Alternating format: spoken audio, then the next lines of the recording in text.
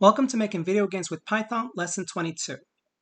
In this video, we're going to explore two scenarios for exiting Level 1 in Delta Fighter, and we're also going to introduce a progress bar to kind of give the players some visual feedback as to how close they are to finishing Level 1. So what are some scenarios for us to exit Level 1? The first one's the obvious one. If we've collided with too many asteroids, we are dead. So Level 1 is done.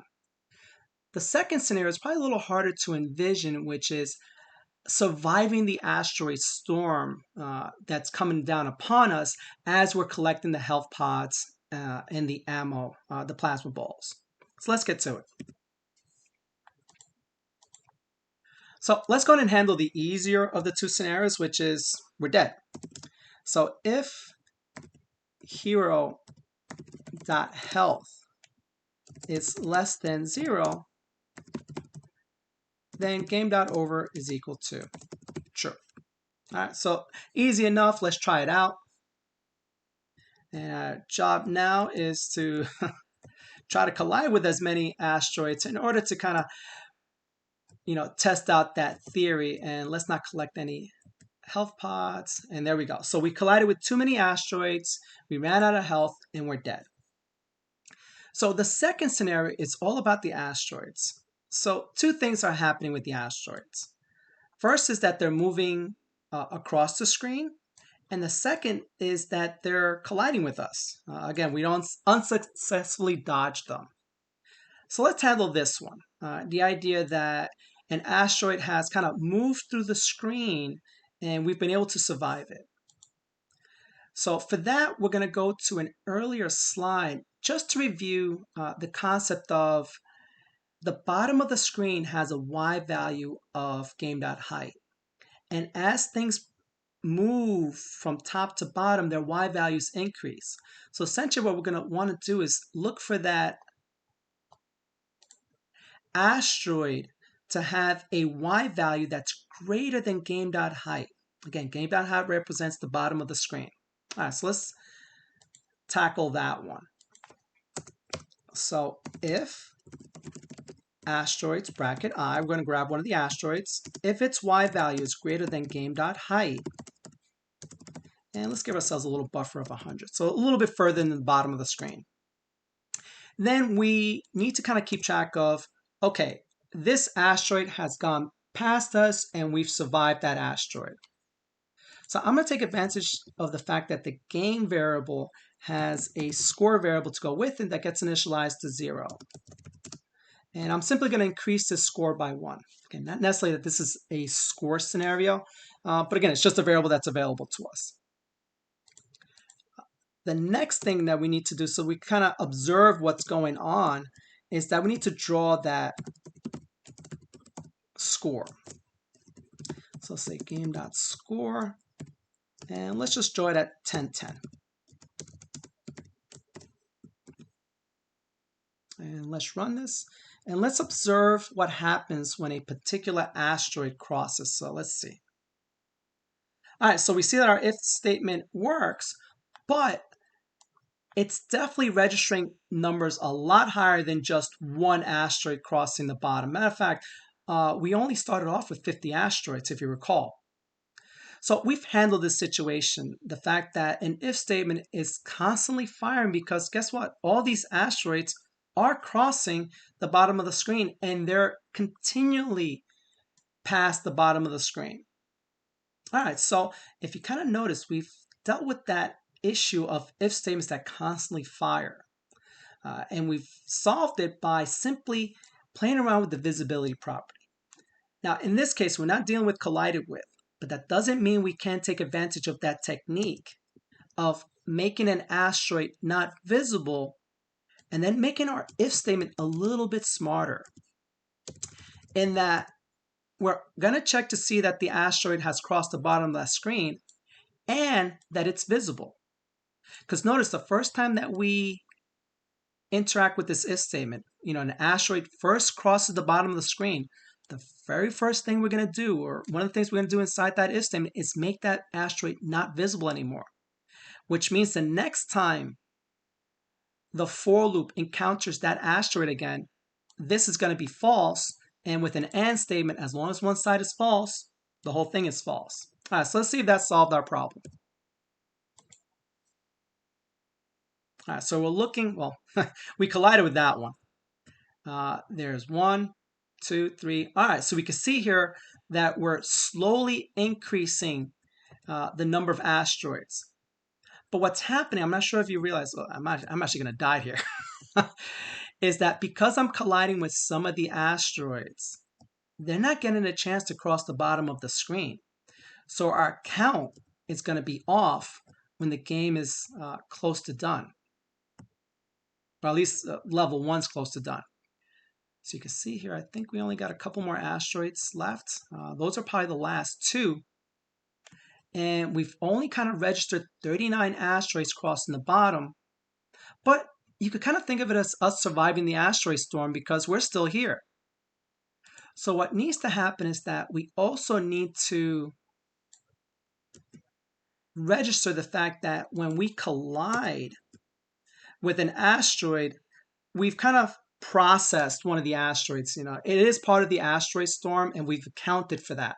So that's essentially what we're doing, is we're accounting for all the asteroids, either by them flying off the bottom of the screen or the fact that we've collided with them. Now, before we move on, let's handle the progress bar as well. All right, so let's go over here and let's set up a progress bar. And it's going to be a shape. Actually, I should probably just copy this.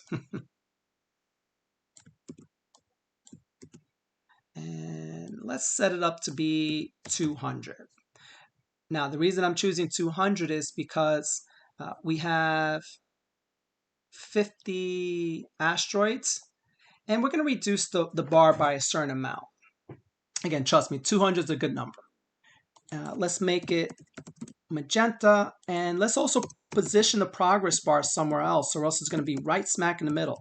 Remember, a shape is like any other object in the game, such as image and animation, that their default location is the middle of the screen. So let's do a 10 and let's say 30. So it's underneath the number that we're showing on the screen. So we got progress bar, shape, progress bar, this. And all right, let's just take a look at that. Oh, forgot to draw the progress bar. So let's do that. Progress bar dot draw inside of our game loop. And there's our progress bar. And let's just see kind of like the numbers happening. So notice that our progress bar isn't moving. That's something we also handled with the hero, in that we have to adjust the width of the progress bar so it kind of relates to this number up here. So I think the way I want to handle this is that as the bar gets smaller, that means we're reaching our goal. So let's do a progress bar dot width that is somehow inversely related to game.score. So let's say game.score times 4. Now I could have done this. I could have done it like this, 50 minus game.score, but then that would have created a very small bar, which is why I chose to do 200. Now, because it's 200 and the fact that game.score has a max value of 50, I'm going to multiply this by 4. So that when this is 50, 50 times 4 is 200, and then 200 minus 200 gives us 0. So this will make the progress bar smaller as we kind of continue in the game. All right, so let's see that. And let's see that the progress bar is now adjusting. All right, so again, I want you to focus up here, not so much on me. So we can see here that the progress bar is kind of going down, showing us that we're getting closer to our goal. Try to dodge a little bit. So I think before we actually allow the game to finish, hopefully you can appreciate nothing's going to happen, because we got this great idea for the game.score, but we haven't done anything with it. So let's add to our if statement that we already have that, if we've lost all our health, the game is over, or if game.score is equal to 50, which means that we survived the asteroid storm. So let's test out this side of the or condition. And honestly, at this point, I'm actually going to try to play it. Where's my health pods? There we go.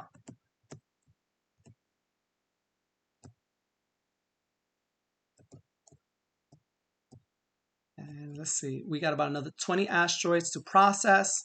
And again, what I mean by process is that either they've collided with us or we've successfully dodged them and they've kind of moved off the screen. So we're getting real close. How many more do we got left? 3 more. So there's 3 more asteroids that are hanging out somewhere.